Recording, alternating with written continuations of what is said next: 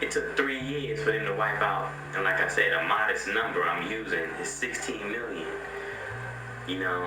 But yet, like I said, we lend our emotions to some Europeans who some other crazy European decided that he wanted dead.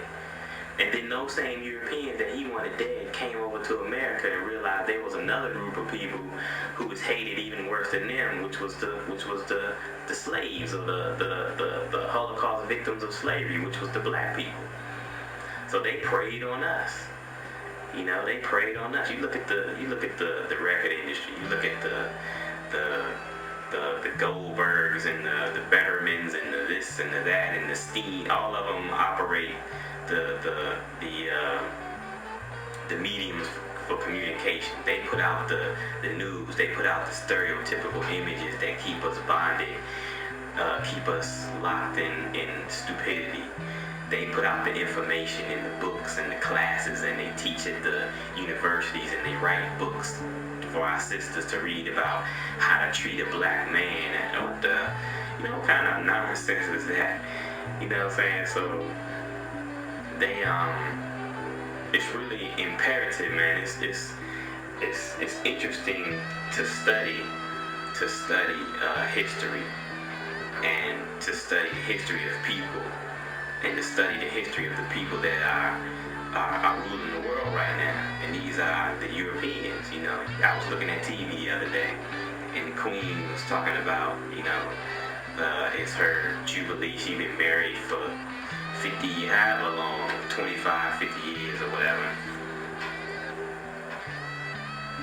And I was watching this clip where she had a Commonwealth tour. Commonwealth is all the different little countries that they went over and conquered and took over and forced the people to work for them. Legalized slavery is what Commonwealth basically is. She was over there in Jamaica, and the Jamaican people was waving little British flags, and they bare feet and dusty, living in if any of us ever been to Jamaica, you've seen how some of the people live over there. It's like, we talk about the ghettos in Southeast and Chicago and whatnot, but you look at how they live over there. They come to America and they think they live in a damn mansion when they get in what we call the ghetto, because what they call ghetto is a tin hut made out of boxes and scraps of wood that they find around. But they were showing the Jamaicans waving their flags as the Queen drove by. I'm like, man, these little brothers and sisters, they all dusty, like I said, no shoes, tattered clothes, torn this and that. I've been to Jamaica. I've seen it with my own eyes. I've seen how some of the people live there. So they had nothing to be waving or cheering about for the Queen to be driving down in their midst. She's a representative of why they're living like that.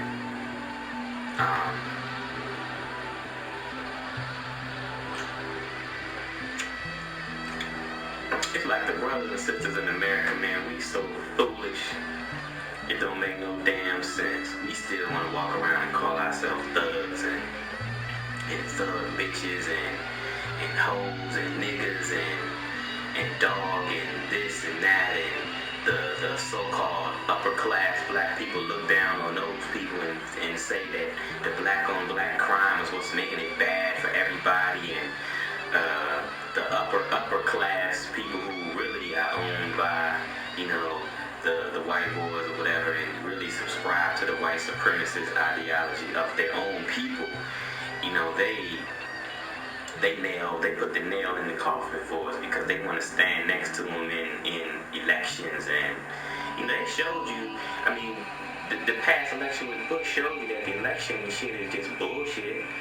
You know what I'm saying? And if you ain't figured that out yet, then damn, what gotta happen? You still got people that telling black people to register to vote and in the democratic process.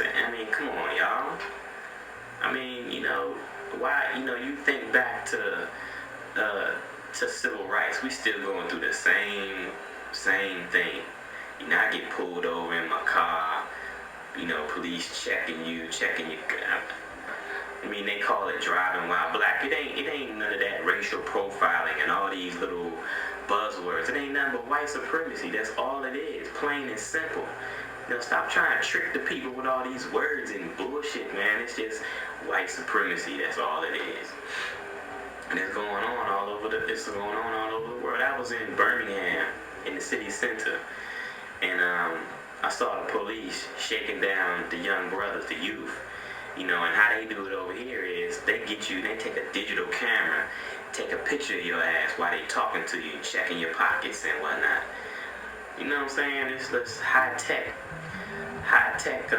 you know, harassment. And you know, back in Rome, and the Roman soldiers was marching and, you know, protecting Caesar and whomever. It's the same thing with the police. That's all the police are. It's Roman soldiers protecting the elite. You know, they'll trample over your ass in a minute.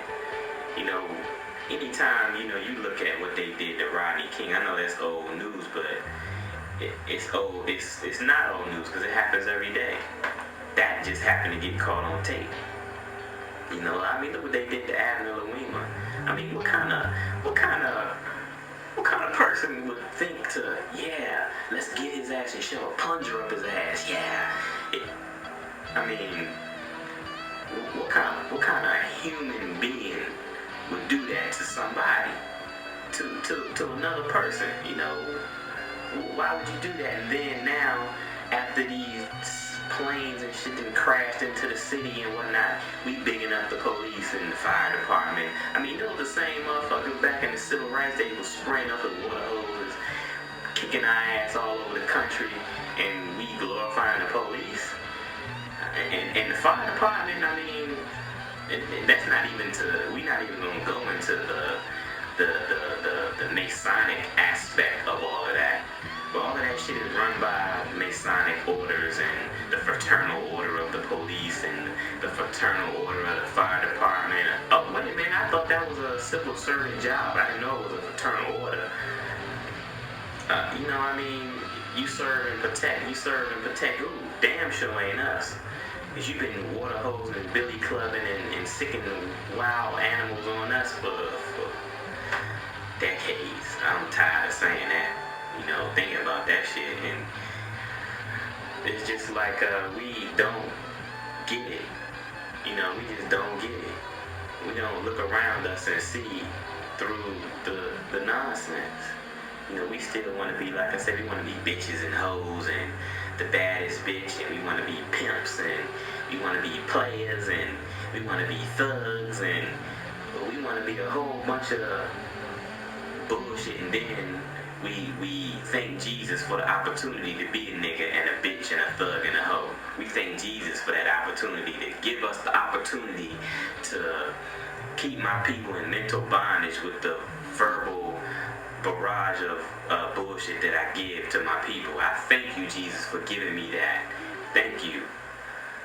You know, I mean, you know, the way the brothers treat the sisters and the way the sisters accept the treatment from the brothers because they think it's normal now. It's normal for, you know, for a sister, you know, to lend herself sexually to a brother just because it's just normal, you know, in the society that we live in. That's the barbaric ways of the ruling class. You know, you look back in history, you look at Rome and Greece, and you look at how freaky and degenerate their culture was. Just go to the museums or open up a book and look at it. Look at all the statues, they're always naked. You know, they're always showing off themselves. The men always, you know, looking naturally homosexual as they can be.